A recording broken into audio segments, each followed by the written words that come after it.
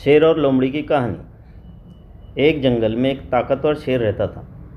वो जंगल का बादशाह था और सब जानवर उससे डरते थे।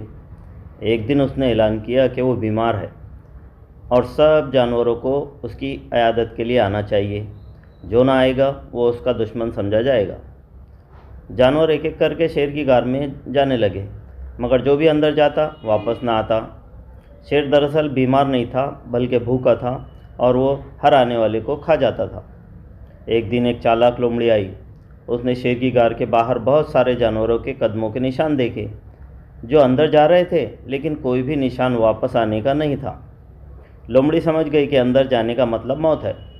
लोमड़ी ने गार के बाहर से ही आवाज़ दी, बादशाह सलामत, मैं आपकी इयादत के लिए आई हूँ, मगर अंदर आने से डर लग रहा है, क्योंकि जो भी गया वो वापस नहीं आया। शेर ने जवाब दिया, अरे पागल लोमड़ी, क्या तुम मुझ पर यकीन नहीं करती? लोमड़ी बोली, यकीन तो है, मगर कदमों के निशान कुछ और ही कहानी सुना रहे हैं। अक्लमंद वही है जो दूसरों के अंजाम से सबक सीखे। ये कहकर लोमड़ी वापस चले गई और अपनी जान बचा ली। सबक: ये कहानी हमें सिखाती है कि अंधों की तरह दूसरों की पैरवी नहीं करनी चाहिए, बल्कि होशियारी, अक्ल और मुशाहिदे से काम लेना चाहिए।